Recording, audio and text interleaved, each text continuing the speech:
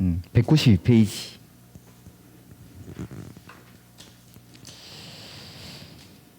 이번에 보시면은 도시개발구역 지정 고시의 효과라고 돼 있죠. 그래서 아까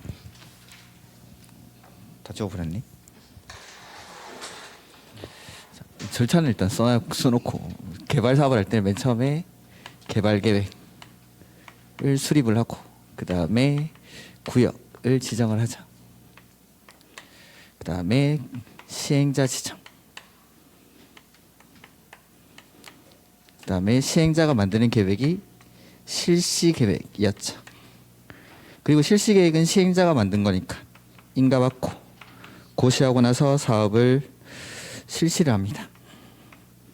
이럴 때 사업의 시행 방식이 크게 두 가지. 수용 방식이랑 환지 방식. 해서 사업이 완료가 되고 나면 준공검사를 받습니다. 그래서 지금 하고 있는 게 지정.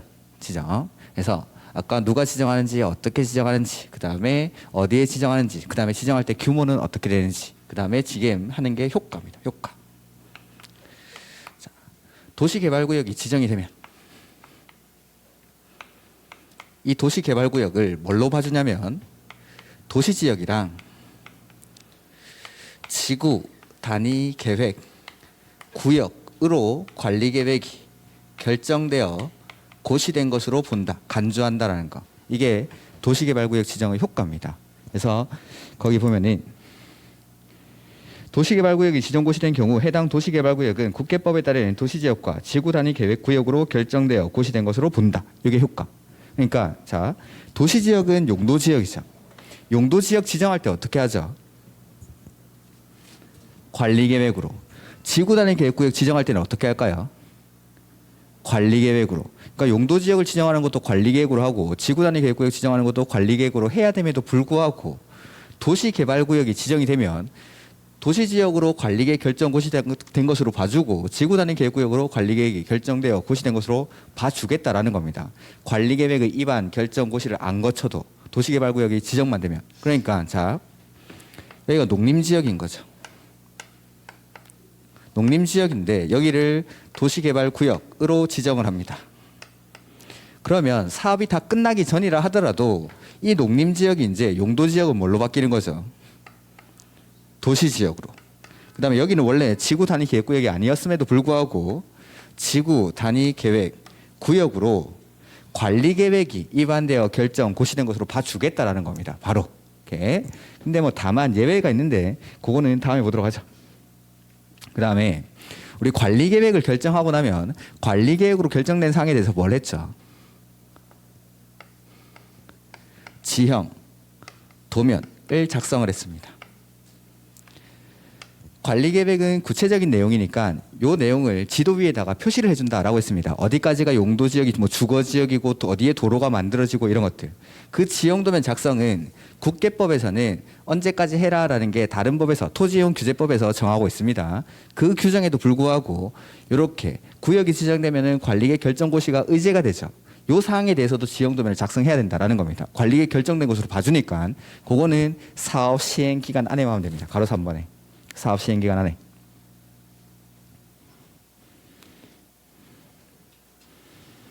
그 다음에 가로 4번.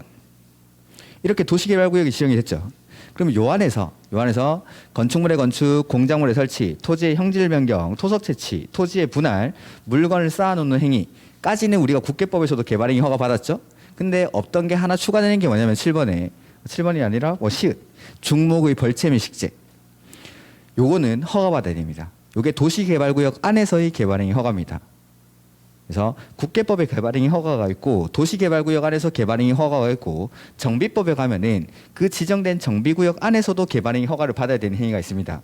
이 세 개가 거의 유사합니다. 거의. 그래서 국계법과 정확하게 알고 나면은 나머지는 그냥 같이 보면 됩니다. 근데 차이가 나는 게 일단 중목의 벌채 및 식재가 차이 나죠. 도시개발구역이 지정되고 나서 요 안에다가 나무 심고 나무 베고 이런 것들 허가받고 해야 됩니다. 왜냐하면 이런 것들이 다 보상의 대상이 되니까. 그래서 이런 것들도 함부로 하면 안 되고 허가받고 해라 이 말입니다. 이렇게. 그래서 이런 것들. 그러니까 허가받아야 되는 행위가 있다라면 당연히 역시 또 허가 안 받고 할 수 있는 행위가 있겠죠. 옆에. 그래서 동그라미 2번 예외. 요거는 허가 안 받고 할 수 있다라는 거. 그래서 전에도 말씀드렸지만 뭐 생업 관련 행위라든지 공적인 것들이라든지 경미한 행위라든지 이런 것들은 허가 대상에서 제외된다라고 했죠. 그래서 일단 첫 번째가 응급조치. 응급조치는 허가 안 받겠죠. 그 다음에 경작을 위한 토지의 형질 변경, 생업 관련 행위겠죠. 그 다음에 경작을 위한 토지 형질 변경은 B에 있고, 그 다음에 A에 보면은 농림축산물 생산에 직접 이용되는 것으로서 간이 공작물, 비닐하우스, 버섯 재배사, 고정실온실 이런 것들입니다. 역시 생업 관련 행위. 그 다음에 C에 보면은 도시개발구역 개발에 지장을 주지 아니하고 자연 경관을 해소하지 않는 범위 안에서의 토속 채취. 자, 항상 보면은 개발행위 허가라는 건 사적 개발이고 도시군 계획 사업은 공적 개발입니다. 그러니까 이런 개발행위가 공적 개발을 침해하면 안 됩니다. 방해되면. 그러니까 도시 개발 사업에 지장이 없죠? 그거는 해도 됩니다. 그리고 자연 경관을 훼손하지 않는 범위 안에서의 토속 채취, 경미한 행위라고 보면 되겠죠. 그다음에 네 번째도 마찬가지. 도시개발구역 안에서 남겨두기로 결정된 대지에 물건을 쌓아놓는 거. 남겨두기로. 이거는 또 역시 또 도시개발 사업에 지장이 없으니까. 그다음 관상용 중목의 임시식재 보려고 잠깐 심어놓는 겁니다. 이런 것들도 뭐 경미한 행위로 볼 수 있겠죠. 근데 가로 안에 밑줄 알아야죠. 경작지에서의 임시식재는 제외. 경작지에다가 심는 순간 그건 경작물이 됩니다. 민법에서 배웠을 텐데 경작물의 소유권은 누구한테 있죠? 경작자. 그러니까 이게 또 보상해줘야 돼요. 보상. 그러니까 관상용으로 보려고 잠깐 심는 건 괜찮지만 경작지에 심으면 그건 경작물이 되니까 보상의 대상이 되는 겁니다. 그래서 경작지에서의 임시식재는 제외한다. 그래서 지금 이런 것들을 일일이 외울 필요는 없습니다. 정비법에 가면은 요거 토시 하나 안 따르고 똑같이 나옵니다. 그러니까 이런 것들을 한꺼번에 나중에 다 묶어서 비교를 해드릴 겁니다. 이렇게. 그래서 이런 것들이고 뭐 기득권 보호는 다음에 보도록 하죠. 그 다음에 3번에 194페이지 도시개발구역 지정의 해제라고 돼 있죠. 요거. 그래서 이제 지정이 되고 나서 일정한 사유가 발생하면은 이 지정된 도시개발구역을 해제를 합니다. 자, 여기다가 사업의 절차를 제가 다시 한번 써보죠. 개발계획을 수립하고 나서 그 다음에 도시개발구역을 지정을 합니다. 그리고 나서 이제 시행자를 정해야 되죠. 그럼 시행자가 정해지고 나서 시행자가 만드는 계획이 뭐였죠? 실시계획. 그럼 실시계획을 시행자는 작성을 해서 이거에 대해서 인가를 받기 위해서 인가 신청이라는 걸 해야 됩니다. 그러면 이제 지정권자가 실시계획을 인가해주면 사업을 실시를 하겠죠. 이게 이제 사업의 순서. 근데 아까 구역을 먼저 지정하고 개발계획을 수립하는 경우가 있었는데 개발계획을 공모하거나 아까 미개발지역, 자연녹지, 생산녹지, 도시외지역 이런 것들 이럴 때는 이거 순서를 바꿉니다. 구역을 지정하고 나서 그 다음에 개발계획을 수립을 하고 이제 똑같죠. 그러면 이제 시행자를 지정하고 시행자가 실시계획을 작성한 다음에 여기에 대해서 인가, 신청 이렇게 한다라는 겁니다. 그러니까 도시개발구역이 지정되고 해제를 한다는 건 구역 지정 이후의 절차들이 제대로 진행이 안 되고 있는 겁니다. 그러니까 이 지정된 사업이 제대로 안 되니까 지정된 도시개발구역을 해제하겠다라는 거. 그래서 구역을 지정하고 나서 실시계획 인가 신청은 3년 안에 해야 됩니다. 안 하면 3년이 되는 날이 다음 날에 도시개발구역 지정은 해제된 것으로 본다. 해제 시로 나오면 무조건 일단 다음 날이 뭔지는 조금 이따 설명드릴 거고, 그다음 여기서는 순서를 바꾸죠. 구역 지정하고 나서 이제 개발계획을 만들죠. 요 개발계획은 2년. 안에 안 만들면 2년이 되는 날 다음 날에 지정된 도시개발구역 지정은 해제된 것으로 본다. 그 다음에 개발계획 만들고 이제 또 역시 실시계획 인가 신청을 해야겠죠. 요거는 저거랑 똑같이 3년. 이게 작년 시험 문제. 올해 말고 작년에. 그래서 구역 지정하고 나서 개발계획 숫자 뒤에 개발계획이 나오면 2년. 숫자 뒤에 실시계획 나오면 3년입니다.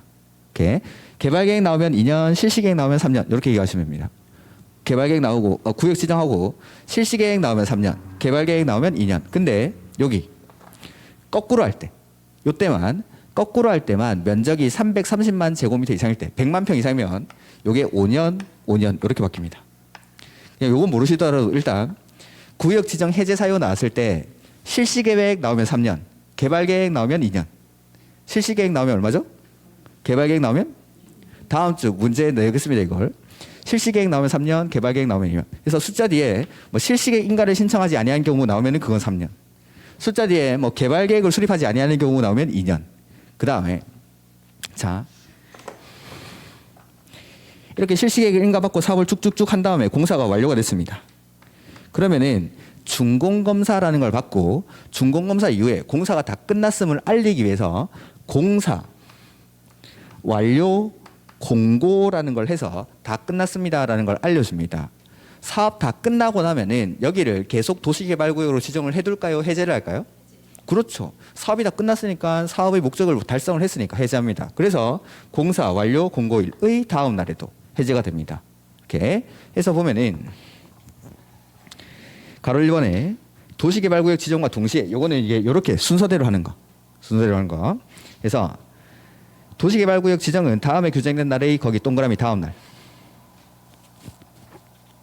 동그라미 1번에 다음 날에 해제된 것으로 본다 해서 기읍 도시개발구역 지정 고시된 날부터 3년 동그라미 하시고 뒤에 실시계획 밑줄 밑에 줄에 그러니까 숫자 뒤에 실시계획이 나오니까 얼마죠? 3년. 인가 신청하지 아니하는 경우에는 그 3년이 되는 날이라고 돼 있지만 그 뒤에 다음 날이라는 걸 붙여야겠죠? 박스 위에 우리가 동그라미 쳤던 게 다음 날이니까. 이렇게. 그 다음에 사업 다 끝나고 나서도 해제하죠. 그래서 공사 완료 공고일의 다음 날. 이렇게. 요거는 이제 정상적으로 사업을 할 때. 근데 순서를 바꾸는 경우가 있죠. 그래서 옆 그 동그라미 2번에 보면은 도시개발구역 지정 이후에 개발계획을 수립하는 경우 요거 순서 바꿔서 하는 거. 해서 도시개발구역 지정 후 개발계획을 수립하는 경우에는 다음에 규정된 날을 역시 또 다음 날 동그라미. 그래서 기억에 보면은 도시개발구역 지정 고시된 날부터 2년 돼 있고 뒤에 개발계획 밑줄. 그러니까 숫자 뒤에 개발계획 나오니까 얼마죠? 2년. 그리고 2년이 되는 날까지 개발계획을 수립 고시하지 아니하는 경우에는 그 2년이 되는 날이라고 돼 있지만 그 뒤에 역시 또 다음 날을 붙여야겠죠. 그 다음에 니은에 개발계획 수립하고 나서 3년이 되는 날까지 3년 동그라미 하시고 뒤에 실시계획 밑줄. 그러니까 숫자 뒤에 실시계획 나오니까 얼마죠? 그래서 개발계획 나오면 2년, 실시계획 나오면 3년. 근데 방금 읽었던 거 다만 뒤에 보시면은 면적이 330만 제곱미터 이상일 때는 2년, 3년이 5년, 5년으로 바뀝니다. 요게 작년에 가로넣기 먼지로 숫자 넣는 거 그게 나왔습니다. 아주 쉬운 문제입니다. 이런 것들은. 그래서 숫자 뒤에 실시계획 나오면 3년, 개발계획 나오면 2년. 이 되는 날이 다음 날에 해제된 것으로 본다. 그 다음에 사업 다 끝나고 나서도 해제된 것으로 본다. 근데 공사 완료 공고일 돼 있는데 가로 안에 보면은 환지 방식일 때는 환지 처분 공고일 다음 날이라는 게 있을 겁니다. 그건 우리가 아직 환지 방식 안 배웠으니까 놔두셔도 됩니다. 이렇게. 그 다음에 자 여기 농림지역을 도시개발구역으로 지정을 했죠. 그러면 여기가 용도지역은 이제 도시지역으로 바뀌고 지구단위 계획구역이 지정된 것으로 봅니다. 근데 지정을 하고 나서 실시계획 얼마였죠? 3년, 실시계획 3년, 개발계획 2년. 실시계획 3년, 개발계획 2년. 이렇게라도 뭐 외우시던지. 아무튼 실시계획은 3년, 개발계획은 2년. 안에 안 만들어서 도시개발구역 지정이 해제가 됩니다. 그럼 여기를 도시지역으로 가만 놔둘까요? 원래의 농림지역으로 다시 돌려야 될까요? 그렇습니다. 그래서 용도지역 등의 환원 이렇게 돼 있죠? 도시개발구역 지정이 해제 의제된 경우 그 도시개발구역에 대한 국계법에 따른 용도지역 및 지구단위 계획구역은 해당 도시개발구역 지정 전의 용도지역 및 지구단위 계획구역으로 각각 밑줄 환원되거나 폐지된 것으로 본다. 그러니까 뭔가 사업을 안 해서 도시개발구역 지정이 해제가 된 거죠. 그럼 원래 상태 그대로 돌리라는 겁니다. 다만 요 보면은 사업 다 끝나고 나서도 해제를 합니까? 사업 다 끝나고 나서 해제를 한다는 건 이 농림지역을 이제 신도시를 만들기 위한 택지를 다 조성한 거죠. 그렇게 해제가 될 때는 이걸 도시지역으로 가만 놔둬야 될까요? 농림지역으로 환원시켜야 될까요? 그렇습니다. 그래서 보면은 다만 도시개발 사업의 공사 완료로 도시개발구역 지정이 해제 의제된 경우에는 맨 끝에 환원되거나 폐지된 것으로 보지 아니한다.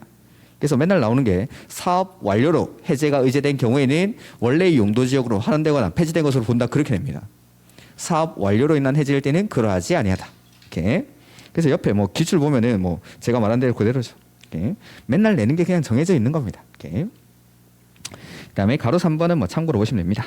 그다음에 4번 이게 올해 시험에 나왔던 건데 이거는 일단 놔두십시오. 그러니까 그 올해 초에 그 LH 사태 터지고 나서 내부자 정보를 이용해 가지고 이런 것들 뭐 사업하면 처벌하겠다라는 내용입니다. 일단 놔두시고. 이렇게. 그래서 가로 2번 그게 시험에 올해 시험에 나왔던 거다. 미공개 정보 제공 누설 금지 뭐 이런 거. 이렇게 미공개 사용 금지 이런 것들. 그다음에 198페이지. 자, 이제 구역 지정했죠. 구역 지정했으니까 그다음에 뭐 나오죠? 시행자 나오는 겁니다. 시행자. 도시개발구역 지정하고 개발계획 만들었으니까 그다음에 시행자를 지정합니다. 그래서 아까 잠깐 했는데 1번부터 4번까지는 공공시행자. 그다음에 5번 이하는 민간시행자고 12번은 공동출자법인. 그래서 공공시행자에 있는 게 1번의 국가지자체, 두 번째는 공공기관, 공사라고 생각하시면 됩니다. 공사. 그다음에 세 번째는 정부 출연기관, 동그라미 3번에. 그래서 정부 출연기관은 두 가지가 있습니다. 국가철도공단. 자, 그 동그라미 2번에 미음 보시면은 한국철도공사라고 돼 있죠. 한국철도공사랑 국가철도공단은 다른 겁니다. 기출 문제 이거 바꿔서 냈습니다. 그러니까 국가철도공단이랑 한국철도공사 이거 다른 거라는 거. 한국철도공사 이렇게 끝나면 공공기관이죠. 근데 국가철도공단은 정부 출연기관. 이렇게 요거 바꿔가지고 한번 출제한 적이 있습니다. 치사하죠. 어쩔 수 없습니다. 우리 뭐 수험생이니까. 그 다음에 니은에 보면은 제주 국제자유도시 개발센터. 근데 얘네들은 정부 출연기관은 조금 특이한 게 딱 정해진 사업만 합니다.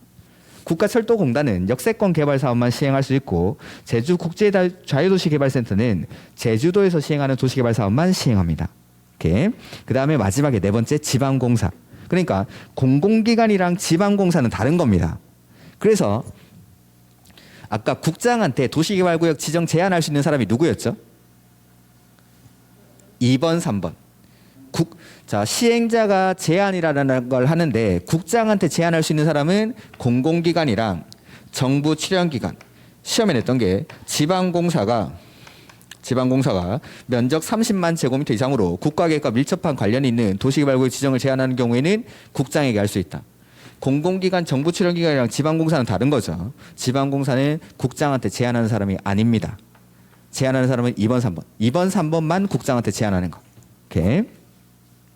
그 다음에 5번 이하는 이제 민간, 토지 소유자 조합, 그 다음에 수도권 외의 지역으로 이전하는 법인, 요거만 아시면 됩니다. 오케이.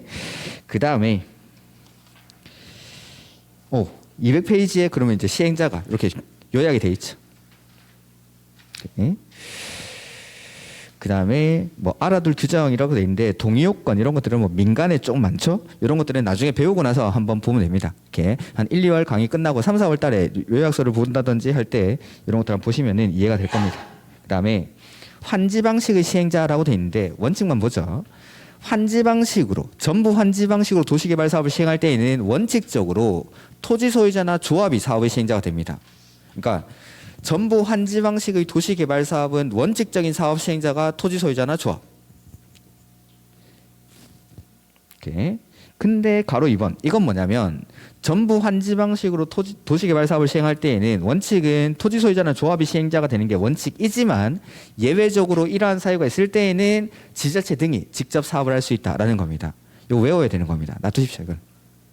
그래서 지금은 원칙만 전부 환지 방식으로 도시개발 사업을 할 때에는 원칙 토지 소유자나 조합이 사업의 시행자가 된다라는 거. 그 다음에 동의자수 산정 방법 이런 것들은 일단 놔두시고 그 다음에 시행자 지정 신청 이런 거 됐고 시행자 변경 사유 202페이지 시행자 변경 사유 나오죠? 그것도 최근 시험에 자주 나왔던 겁니다. 28회, 29회, 29회는 두 문제에 걸쳐서 나왔었던 거고 그것도 암기사항입니다. 그림을 그려가지고 나중에 외울 겁니다. 시행자 변경 사유. 그래서 아까 예외적으로 지자체 등이 사업을 시행할 수 있는 경우 그 다음에 시행자 변경 사유 요건 단순 암기사항인데 이런 것들로 29회, 30회, 28회 이렇게 문제를 냈습니다. 이렇게.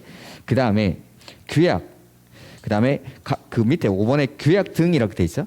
요거는 뭐냐면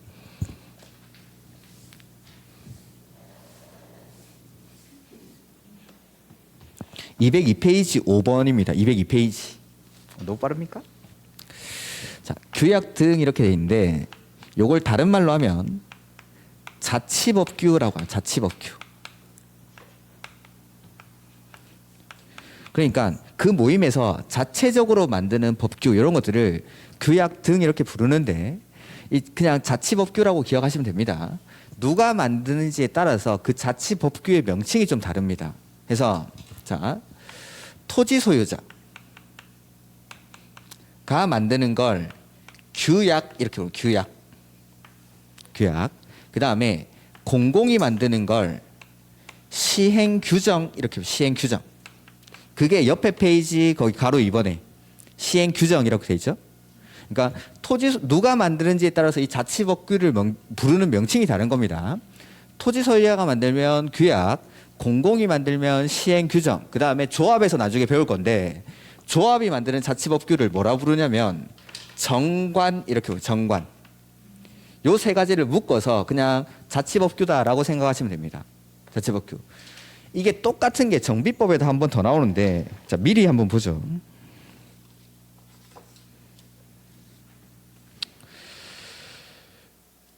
(266페이지) 한번 가볼까요? 266페이지.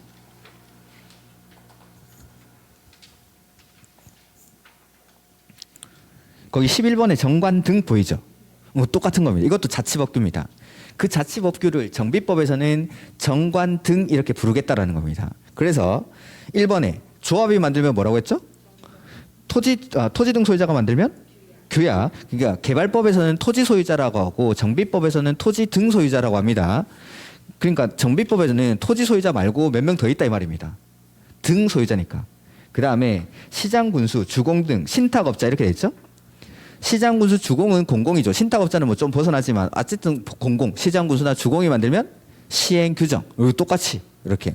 그래서 202페이지에도 보면은 지정권자는 거기 보면 가로 1번에 규약에 202페이지에 지정권자는 토지 소유자 이렇게 돼 있죠? 토지 소유자 2인 이상이 사업을 할 때는 맨 마지막에 규약 이렇게 앞으로 넘어오셔가지고 202페이지에 그래서 지정권자는 토지 소유자 2인 이상 이렇게 돼 있죠. 그러니까 토지 소유자가 만들면 맨 마지막 줄에 규약. 그다음에 옆에 페이지 가로 2번에 지자체 등이 도시개발 사업의 전부를 환지 방식에 의해서 시행하려고 할 때 와 국가, 지자체, 공공기관, 정부 출연기관, 지방공사, 시행자 중 둘 이상의 도시개발 사업을 시행할 목적으로 출자하여 설립한 법인 이게 공동출자 법인인데 공공이 공동출자했죠. 그러니까 그냥 한마디로 말하면 공공이면 공공. 그래서 이런 공공들이 만드는 게 시행규정. 이렇게. 그래서 이런 거 할 때는 밑에서 하나, 둘, 셋, 네 번째 줄 끝에 시행 규정을 작성하여야 한다 이렇게. 그래서 뭐 지방공사가 사업을 하는 경우 규약을 작성해야 한다 뭐 이렇게 나옵니다. 지방공사는 공공이니까 규약을 만드는 게 아니라 뭘 만들겠죠? 네, 그런 겁니다. 그런 거. 이렇게 누가 만드는지에 따라서 명칭만 다를 뿐이지 얘네들을 묶어서 자치법규라고 합니다. 그 다음에 조합이 만들면 정관. 이렇게. 그 다음에 204페이지에 보시면은 도시개발구역 지정 제한 요건 아까 했고 옆에 조합 나오죠? 29회 31회 올해 시험에도 요 조합 나왔습니다. 이렇게. 그래서 개발법 시행자에서 뭐 대표적으로 전통적으로 시험에 많이 나오는 게 요 조합. 최근에는 앞에서 말씀드렸던 뭐 예외적으로 지자체 등이 하는 경우, 그다음에 시행자 변경 사유 이런 것들 암기 사항들 외우고 있는지 체크하는 문제로 나왔었는데 전통적으로는 요 조합이 제일 많이 나왔습니다. 그리고 시행자에서 당연히 중요한 게 조합. 그다음에 공법 전체에서도 개발법 조합, 정비법 조합, 주택법 조합이 나올 건데 걔네들은 항상 출제 1순위. 그래서 조합이라는 파트만 가지고 문제를 총 4문제를 출제를 합니다. 10점짜리죠. 그러니까 조합은 너무 어렵게도 안 내고 너무 쉽게도 안 내고 딱 중간 수준으로 출제를 합니다. 그거 정도 맞출 정도 되면은 한 60점 정도 받는 사람들입니다. 이렇게. 자, 일단 조합은 구역을 지정하고 나서 만듭니다. 구역을 지정하고 나서 시행자 지정 단계에서 해서 도시개발구역 안에 있는 토지 소유자가 몇 명이 모이냐면 7명 이상이 모입니다. 7명 이상의 토지 소유자가 모여서 맨 처음에 뭘 하냐면 정관을 작성합니다. 해서 조합이 만드는 게 정관이다라는 거. 그다음 이제 정관을 작성한 후에 조합 설립 인가를 받아야 됩니다. 인가. 조합 설립 인가. 조합 설립 인가 이거 누구한테 신청할까요? 그렇죠. 그리고 지정권자. 오, 이제 벌써 세뇌가 되셨네. 지정권자. 훌륭합니다. 지정권자. 근데 인가 신청할 때에는 동의를 받아야 됩니다. 조합 설립을 위한. 그래서 토지 소유자 7명 이상이 만든 정관이니까 나머지 소유자들한테도 동의를 받아라. 그 동의 요건이 뭐냐면 면적의 3분의 2 이상에 해당하는 소유자랑 소유자 총수의 2분의 1 이상의 동의를 받아야 됩니다. 이게 조합 설립 시 동의 요건입니다. 이렇게. 그리고 이때 동의자 수를 산정하는 방법이라는 게 나옵니다. 그래서 보면은 요까지 한번 보죠. 조합을 설립하려면 도시개발구역의 토지 소유자 몇 명이 모이죠? 7명. 7명 이상이 대통령 뭐 따로 이렇게 파란색 표시로 돼 있는 것들은 제가 강조를 안 드리겠습니다. 당연히 이 파란색 글자들은 중요한 겁니다. 정하는 사항을 포함한 뭘 작성하죠? 정관을 만들어서 누구한테 조합 설립인가 하십니까? 지정권자. 요 파란색 글자들 싹 다 시험 문제 바꿔낼 수 있는 겁니다. 이렇게. 그다음에 변경인가. 자, 변경할 때는 항상 어떻게 하죠? 처음처럼. 그러니까 처음에 조합 설립을 하기 위해서 인가 받았죠? 그럼 변경할 때 뭐 받을까요? 네, 그렇습니다. 이렇게. 그래서 조합이 인가받은 사항을 변경하려면 지정권자로부터 변경 인가를 받아야 된다. 다만 경미한 사항은 신고한다라는 건데 그 경미한 사항 중에 시험에 많이 나왔던 게 동그라미 1번. 주된 사무소 소재지의 변경.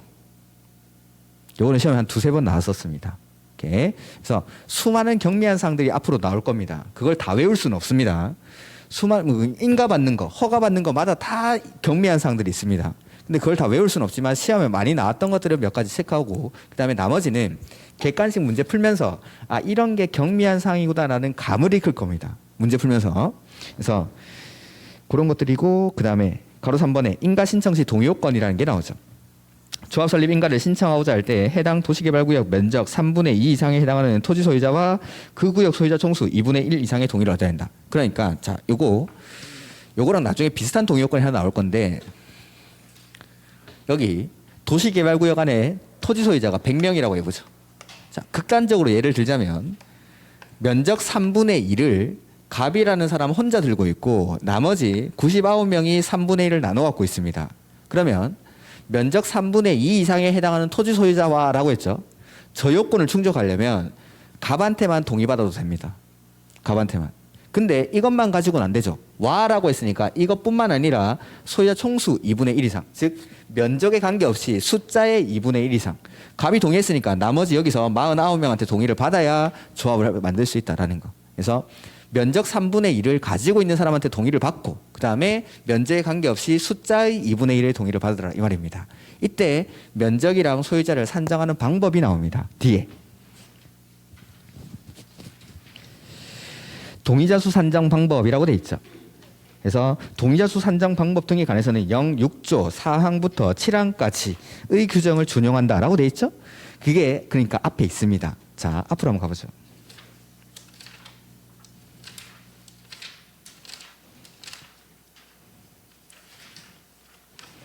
186페이지.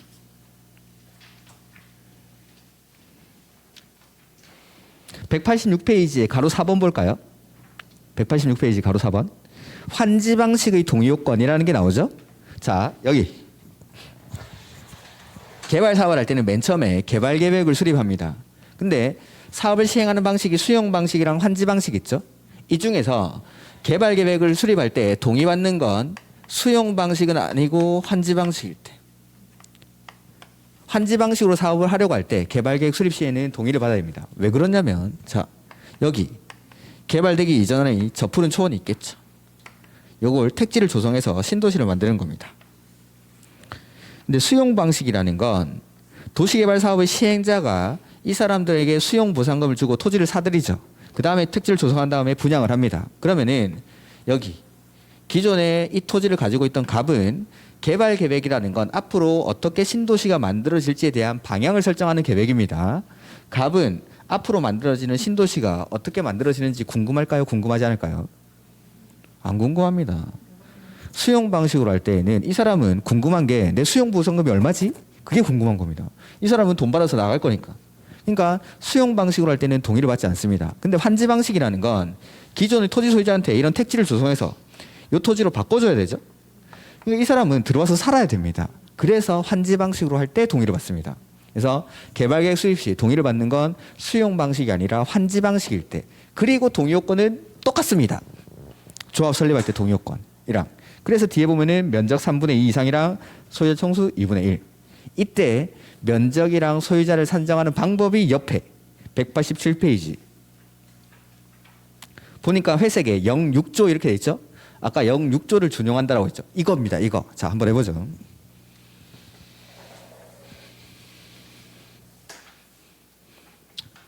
첫 번째, 면적에는 국공유지를 포함합니다. 국공유지는 포함 미출. 그 나중에 보면은 국공유지를 포함하는지 제외하는지 너무 헷갈려요라고 하는데 대부분에서는 제외합니다. 대부분에서는. 그러니까 포함하는 게 특이한 거라서 제가 포함하는 걸 강조하는 거고, 그러니까 포함한다라고 한 것만 기억하고 나머지는 다 제외한다고 생각하시면 됩니다. 그리고 시험에도 포함하는 게 나옵니다.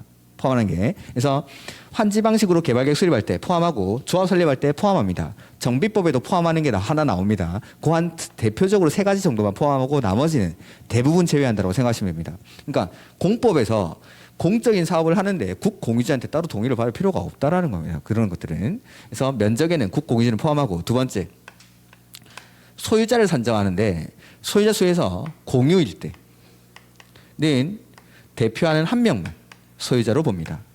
공유일 때는. 그래서 동그라미 2번에 공유하는 경우 공유 밑줄하시고, 공유는 대표하는 1인 밑줄. 두 번째 줄에 대표하는 1인. 그 조금 진하게 돼 있을 겁니다. 근데 이 공유가 일반 공유가 아니라 구분 소유입니다. 구분 소유자일 때는 각각. 그래서 마지막 줄에 그 밑에서 두 번째 줄. 구분 소유자는 각각. 동그라미 2번에. 그 다음에 세 번째 보면은 요거는 그냥 참고로 보셔도 되는데, 한 명이 둘 이상의 필지를 단독으로 소유한 경우, 즉 한 명이 여러 개 가지고 있죠. 한 명으로 봅니다. 필지 수에 관계없이 한 명으로. 한 명이 여러 개 가지고 있을 때 한 명. 그 다음에 4번에 둘 이상의 필지의 토지를 소유한 공유자가 동일한 경우. 그러니까 A, B, C라는 동일한 공유자가 역시 여러 개를 가지고 있습니다. 공유일 때 몇 명이죠? 그래서 이것도 한 명으로 봅니다. 그러니까 한 명이 여러 개 가지고 있어도 한 명으로 보고, 같은 공유자가 여러 필지를 가지고 있어도 한 명으로 봅니다. 이렇게. 그 다음에 5번. 공남 공고일 후라고 돼 있죠. 이게 무슨 말이냐면,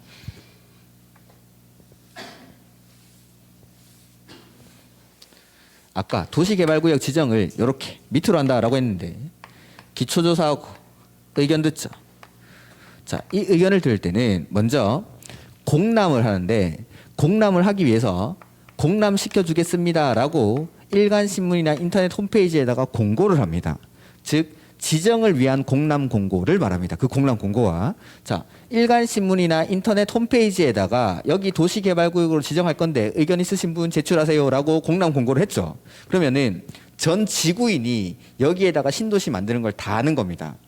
다 소문이 나고 나서 원래는 한 명이 가지고 있었는데 이 토지를 쪼개는 거죠.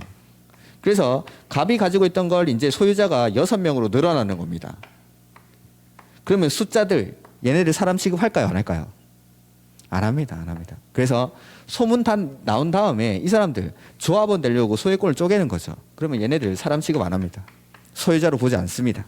그래서 5번에 공람 공고일 후에 구분 소유권을 분할하게 되어 토지 소유자가 밑줄 증가된 경우, N은 공람 공고일 전의 밑줄 소유자 수를 기준으로 상정하고 뒤에 증가된 애들 사람입니까 아닙니까? 사람 취급 안 합니다. 사람으로 보지 아니할 것. 이렇게. 그래서 세 번째, 공람 공고일 후에 소유자 수가 증가하는 거죠. 그러면은 얘네는 사람 아니다. 이렇게. 그 다음에 투기 목적이니까 사람 취급해주면 안 되겠죠. 그 다음에 6번에 도시개발구역 지정이 제한되기 전 또는 도시개발구역에 대한 도시개발사업 계획의 변경을 요청받기 전에 밑줄 동의를 철회. 자, 내가 동의를 했다가 그 동의를 철회합니다. 그러면 이 사람은 동의자 수에서 뺍니다. 제외. 동의자 수에서 제외 밑줄. 그다음에 7번에 보면은 도시개발구역이 지정이 제한된 후부터 개발계획이 수립되기 전까지 소유자가 변경 미출, 소유자가 변경. 그다음에 뒤에도 맨 끝 그 세 번째 줄에 소유자가 변경 이렇게 돼 있죠. 자, 갑이 원래 토지를 가지고 있다가 이 토지를 을에게 양도를 하는 겁니다. 소유자가 변경됐죠. 이럴 때는 동의 여부를 갑의 의사를 기준으로 합니다. 즉 양도인의 의사를 기준으로. 양도인 의사를 기준으로. 그래서 기존 토지 소유자의 동의서를 기준 미출. 그러니까 기존에 원래 갑이 동의를 하고 양도를 했으면 을도 동의한 것으로 보겠다라는 겁니다. 이렇게. 그 다음에 마지막으로 동의를 받을 때는 전체 사유 토지한테 먼저 동의를 받습니다. 그리고 나서 동의 요건에 미달하면 국공유지 관리청의 동의를 받습니다. 그래서 여기서 개발 사업 하겠습니다라고 해가지고 조합 만들겠습니다라고 해서 사람들 모으는 거죠. 토지 소유자들 막 모여 있는데 국공유지도 여기 면적에 포함을 합니까? 네, 면적에 포함을 하죠. 그러니까 서울시 토지 이런 거 가지고 있는 사람들 서울시청에서 한 분 오시는 겁니다. 근데 이 공무원들이 이분들이랑 사유 토지 소유자랑 같이 앉아 있을 수 없죠. 공무원들은 따로 부릅니다. 사무실에 앉아가지고 커피 한잔 하고 계시는 거죠. 그리고 이 사유 토지한테 동의를 받고 나서 동의 요건을 충족했죠. 그럼 이분들 커피 한잔 하고 가시면 됩니다.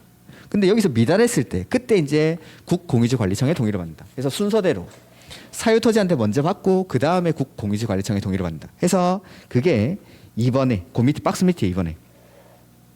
그래서 전체 사유 토지 미출 면적 및 소유자에 대해서 동의 이상으로 동의를 받은 후에 법적 동의 요건에 미달하게 된 경우에는 마지막에 국공유지관리청의 동의. 그래서 사유 토지한테 받고 그 다음에 국공유지관리청의 동의를 받는다. 이게 동의자 수 산정 방법. 이걸 여기다가 그대로 준용해서 쓰겠다라는 겁니다. 여기다가. 이렇게. 그래서 뭐 밑에 3번, 4번, 1번 됐습니다. 그래서 아까 뒤에 가보면은 206페이지.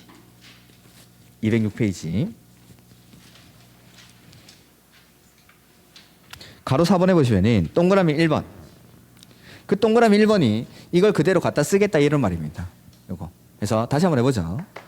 면적에는 국공유지는 포함합니까? 제외합니까?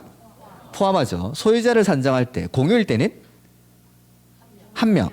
공유는 한 명. 근데 구분 소유자일 때는 각각. 그다음 여기 뭐 한 명이 여러 개 가지고 있을 때 한 명으로 보고 여러 명이 같은 공유자가 여러 개를 공유하고 있을 때도 한 명으로. 그다음에 공람 공고일 후에 소유자 수가 증가하죠. 걔네들 사람 취급합니까? 안 합니까?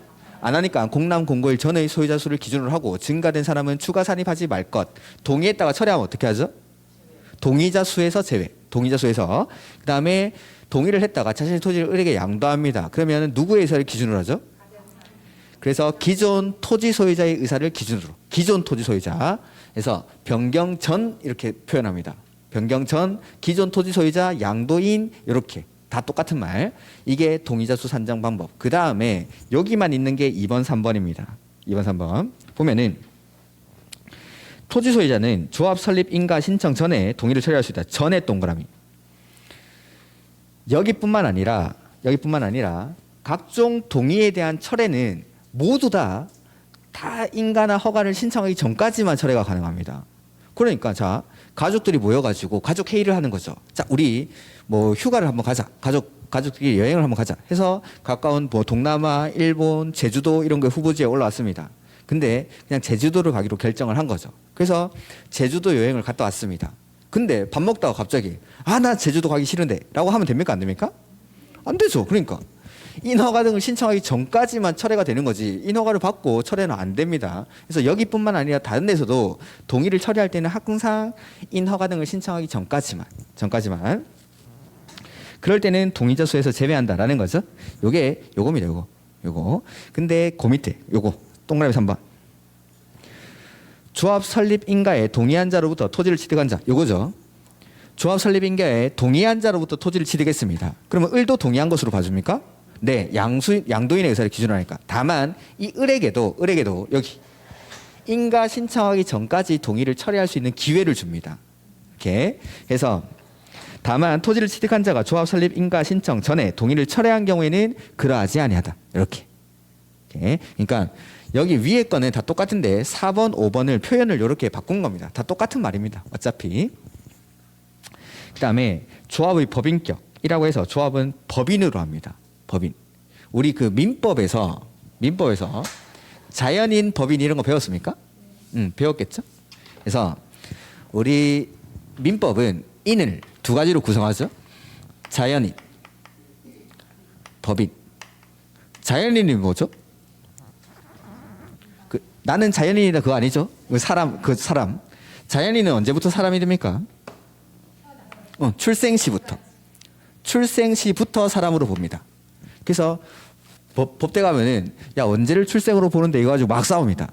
이렇게 머리 찔끔 나오면 그때부터 사람이다. 아니다 다 나와야 돼서 사람이다. 아니면 진통 올 때부터 사람이다. 이렇게 나와가지고 숨 쉬어야 사람이다. 뭐 이런 것들 막 가지고 그 시점을 사람을 보는데 민법에서는 그 완전 나왔을 때 전부 노출설 그게 통설입니다. 통설. 그래서 이런 것들이고 법인은 언제부터 사람이죠?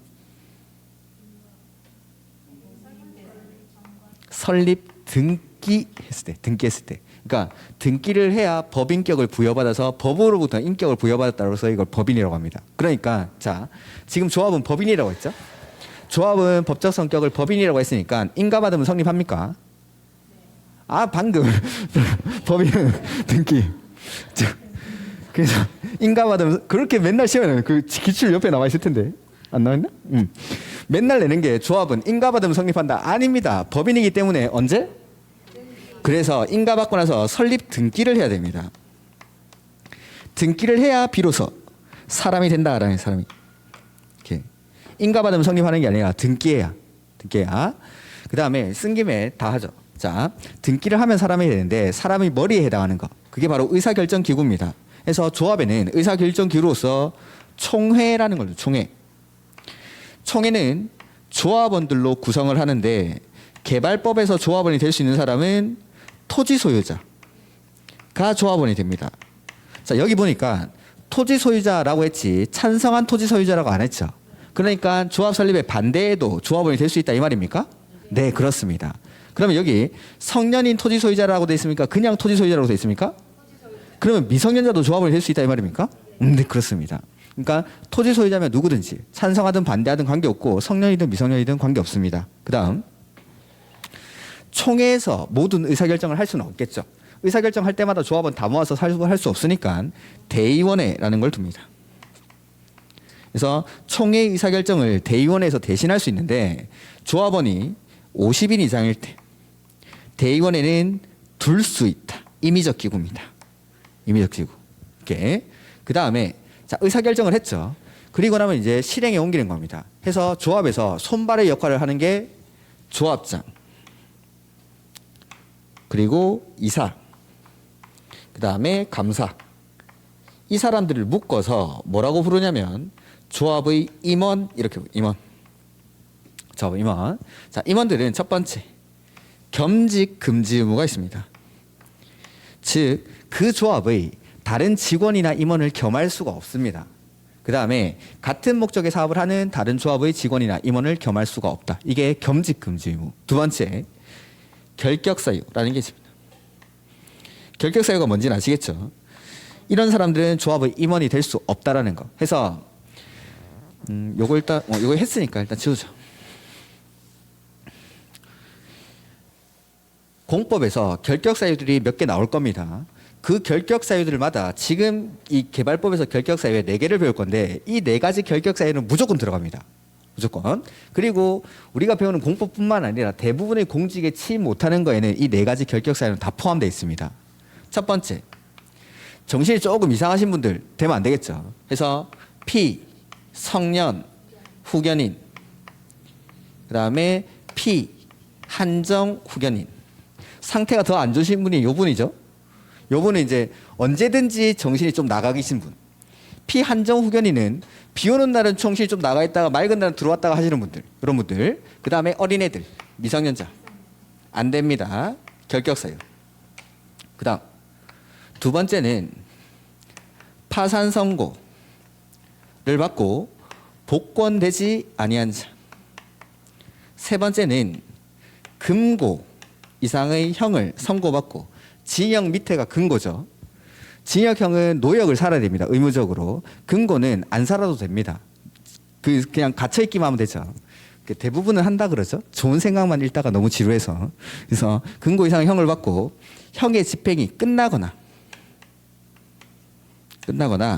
받지 아니하기로 확정된 후, 그러니까 면제를 받았겠죠. 그리고 나서 2년이 지나지 아니한 자. 그러니까 금고 이상의 형을 선고받고가 아닙니다.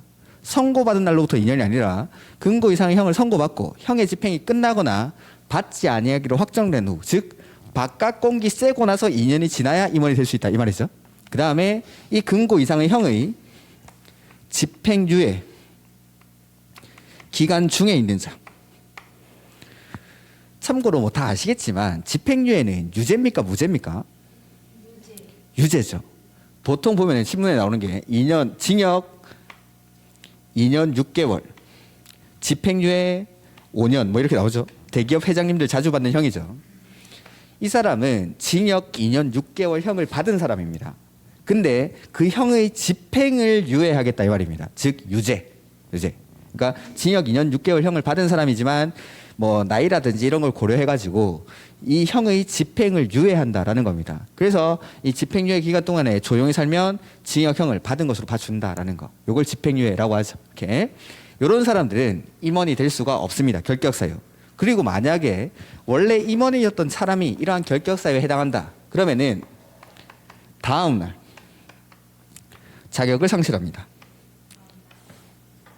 이게 보통 다른 데서는 다른 법에서는 이러한 결격사유에 해당하면은 바로 당연퇴임합니다. 당연퇴임. 그 당연퇴임이 대부분인데 이 다음 날이 좀 특이한 겁니다. 그래서 맨날 이게 나와요. 이게. 그러니까 다른 법에서는 보통 당연퇴임합니다. 근데 개발법에서는 다음 날. 자, 일단 여기까지.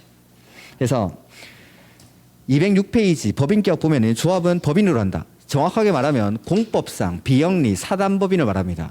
그러니까 우리가 배우는 도시개발법은 공법이죠. 그래서 근거법률이 공법상. 그 다음에 영리 목적으로 하는 게 아니기 때문에 비영리. 그 다음에 토지 소유자 사람이 뭐였죠? 그래서 사단법인이 이렇게 부릅니다. 공법상 비영리 사단법인. 그 다음에 성립 요건.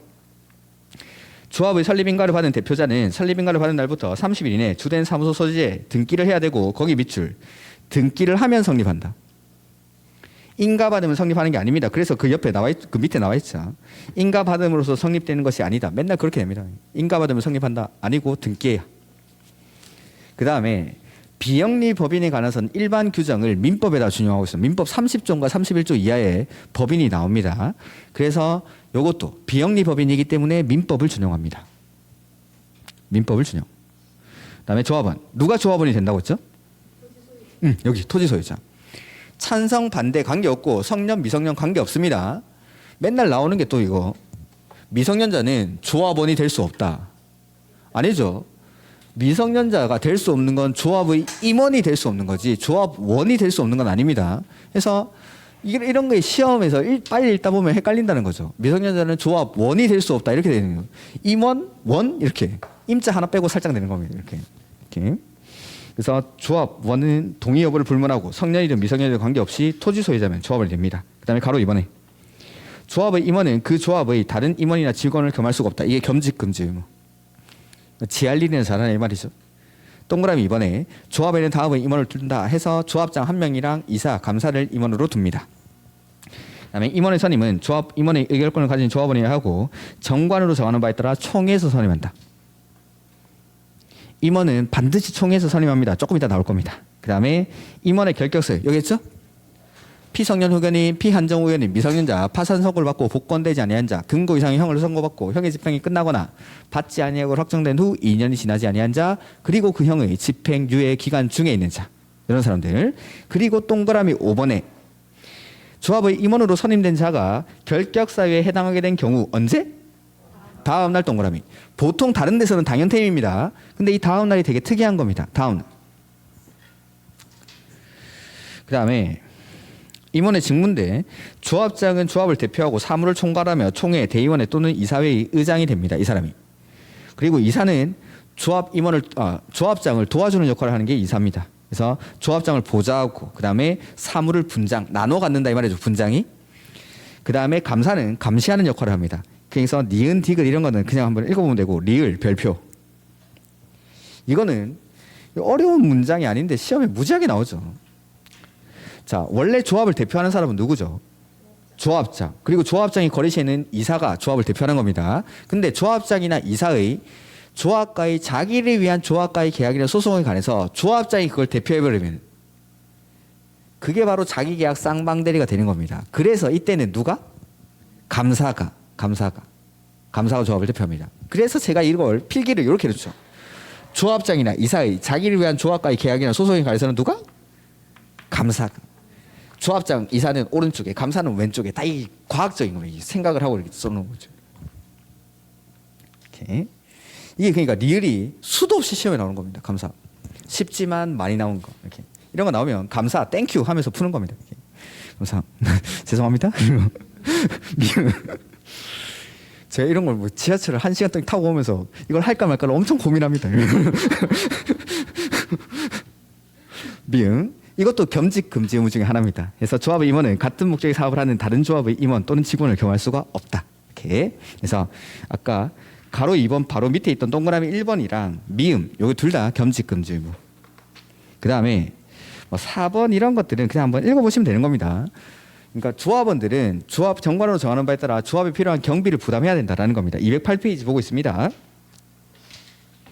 그다음에 뭐 돈을 내야 되는데 조합원들은 정관으로 정하는 바에 따라 비용을 부담해야 되는데 안 내죠. 그러면은 연체료도 부과합니다. 의무니까 가로 3번에 연체료를 부과하고 징수의 위탁. 자, 조합원들이 돈 안 내죠. 그럼 조합장이 가가지고 몽돌이 뚜뚜 패고 돈 뺏고 이러면 안 되겠죠. 그러니까 이런 것들 자력구제를 우리 법은 인정하지 않습니다. 그러니까 조합은 민간이니까 내가 직접 징수할 수는 없고 시장, 군수, 구청장한테 징수를 위탁한다라는 게 4번입니다. 그래서 조합은 부가금 또는 연체료를 체납하는 자가 있으면 대통령령으로 정하는 바에 따라 시장, 군수, 구청장에게 위탁을 합니다. 이걸 뭐라고 부르냐면 징수, 위탁 이렇게 부릅니다. 징수, 위탁 네 글자죠. 그래서 수수료는 4%입니다. 그래서 가로 5번에 세 번째 줄 보면은 100분의 4. 100분의 4. 가로 5번 위탁 수수료 해서 100분의 4. 징수, 위탁 수수료는 4%. 네? 아, 뭐 기발한 거 아직 한참 남았습니다. 벌써 놀라기엔 이릅니다. Coming soon 뭐. 엄청 남았습니다. 아직. 자, 그다음에 총회라는 게 있죠. 총회는 조합의 최고 의사결정 기구입니다. 그리고 총회가 없는 조합은 없습니다. 총회는 필수적 기구고 뭐 이런 것들을 결정한다라는 거. 요거는 외우는 거 아니고 일단 6번 대의원회 임의기구라고 돼 있죠. 조합원이 얼마 이상일 때? 50인 이상일 때 거기 둘 수 있다 비추.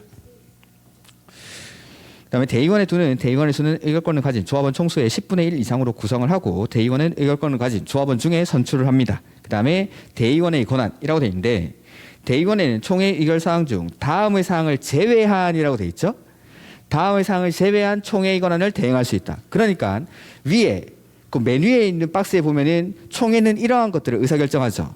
근데 그것들 중에서 밑에 있는 박스 요거는 빼고 나머지를 대신할 수 있다라는 겁니다. 그러니까 맨 밑에 있는 박스 옆에다가 이렇게 쓰죠. 맨 밑에 있는 박스가 바로 총회의 전권사항입니다. 얘네는 반드시 총회에서만 결정해야 되는 거. 그래서 209페이지 맨 밑에 있는 박스. 요거는 대의원회가 대신할 수 없으니까 총회에서만 결정을 해야 된다라는 거. 첫 번째는 정관. 그다음에 이번에 보면은 개발계획 및 실시계획의 수립 변경돼 있죠. 뒤에 실시계획 그냥 지워버리십시오. 헷갈리니까.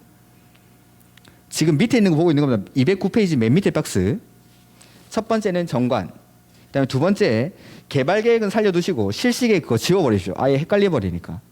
그래서 뒤에 보면은 개발계획의 경미한 변경 및 실시계획의 제외한다라고 돼 있죠. 그러니까 실시계획은 아닙니다. 개발계획만. 그 다음에 세 번째 환지계획 미출. 그다음에 4번에 조합의 임원의 선임. 그리고 5번에 조합의 합병이나 해산. 이렇게. 그래서 해보면 정관. 두 번째 환지계획. 세 번째 개발 계획. 그다음에 네 번째는 임원의 선임. 그리고 다섯 번째는 조합의 합병 내지는 해산. 개발법 조합에서 뭐가 시험에 제일 많이 나왔어 하면 이거. 저런 것들은 이제 너무 쉬운 것들이고 정답으로 많이 나왔던 게 이겁니다. 이거는 뭐 단독 문제로도 나옵니다. 다음 중 대의원회가 대신할 수 없는 것은 뭐 있는 것은 이렇게 나오는데 외워야죠. 집에 있는 아들내미가 맨날 방에 처박혀가지고 게임만 하고 있는 겁니다. 깝깝하겠죠. 그래서 또 말하죠. 문을 열고 정환아 게임해? 정환아 이게 총회의 정권상입니다. 정환아 게임해? 아는 아닙니다. 아는 정환아 게임해? 이게 총회의 정권상. 그 다음에 뭐 환지계획이나 개발계획의 경미한 변경은 제외합니다. 그 다음에 5번에 보면은 청산금의 징수 교부가 완료된 이후에 해산하는 경우는 제외한다라고 돼 있는데 그게 뭐냐면 환지 방식으로 사업을 할 때에는 내가 받아야 될 면적보다 더 받을 수 있고 덜 받을 수 있고 안 받을 수 있다라고 했던 걸 기억해 하십니까? 그러면 과부족분이 발생하죠. 그걸 금전으로 정산해주는 절차를 청산이라고 합니다. 그 청산 절차가 끝나야 사업이 완료되는 겁니다. 그러니까 사업이 끝났다 이 말입니다. 청산금의 징수 교부가 완료됐다는 건 청산금의 징수 교부가 완료하고 해산하는 건 당연한 거죠. 그러니까 그건 빼겠다라는 거. 중간에 해산할 때. 그래서 요게 개발법에서 총회의 정권상 개발법에서는 이러한 것들은 반드시 총회에서 결정해야 되고 대의원회가 대신할 수 없는 겁니다. 정화나 게임의 정관, 환지계, 개발계획, 임원의 선임, 조합의 합병이나 해산 이런 것들. 요까지. 그래서 다시 한번 정리만 하고 해보죠. 자, 조합은 구역을 지정하고 나서 만드는 겁니다. 구역 지정 이후에 몇 명이 모이죠? 7명 이상이 모여서 뭐 하죠? 정관을 작성해서 뭐 받아야 됩니까? 인가 누구한테? 근데 인가 신청할 때 동의 받아야 되죠. 그 동의 요건이 3분의 1랑 소유자 총수 2분의 1. 이 면적에서 국 공유지는 포함하죠. 소유자를 산정할 때 공유일 때는 대표하는 한 명만. 구분 소유자는 각각 공람 공고일 후에 소유자 수가 늘어납니다. 걔네들 사람 취급합니까 안 합니까? 안 하니까 공람 공고일 전의 소유자 수를 기준으로 하고 증가된 사람은 추가 산입하지 말 것. 동의했다가 철회하면 동의자 수에서 제외. 동의자 수에서 제외한다라고 하십시오. 그 다음에 갑이 동의했다가 자신의 토지를 을에게 양도하죠. 그러면 누구의 의사를 기준으로 하죠? 갑. 기존 토지 소유자의 의사를 기준으로. 그 다음에 동의를 받을 때는 전체 사유 토지한테 먼저 동의를 받고 그 다음에 국공유지 관리청에 동의를 받습니다. 그 다음에 아까 양도인의 의사를 기준으로 하는데 양수인도 조합 설립인가 신청 전까지는 동의를 철회할 수 있다라는 거. 이렇게. 그 다음에 조합은 설립인가를 받으면 성립하죠. 아니고 등기해야 사람이 되는 겁니다. 그리고 조합에는 의사결정기구로 총회, 총회의 구성원은 조합원들로 구성이 되고 개발법에서 조합원이 될 수 있는 사람은 토지 소유자, 그리고 대의원에는 총회 의사결정을 대신합니다. 개발법에서 대의원에는 조합원이 얼마 이상일 때? 50인 이상일 때 어떻게? 둘 수 있다. 둘 수 있다. 그리고 의사결정한 사항을 실행에 옮기는 사람이 조합장, 이사, 감사. 이런 사람들 첫 번째 겸직 금지 의무가 있죠. 같은 목적의 사업을 하는 다른 조합의 직원이나 임원을 겸할 수가 없고 그 조합의 다른 직원이나 임원을 겸할 수가 없습니다. 그 다음에 결격사유라고 해서 피성년 후견인, 피한정 후견인, 미성년자, 파산 선고를 받고 복권되지 아니한 자, 금고 이상의 형을 선고받고가 아니라 형의 집행이 끝나거나 받지 아니하기로 확정된 후 바깥 공기 쐬고 나서 얼마죠? 2년이 지나지 아니한 자, 그리고 그 형의 집행유예 기간 중에 있는 자, 그리고 임원으로 선임된 자가 이러한 결격 사유에 해당하게 되면 언제 자격을 상실하죠?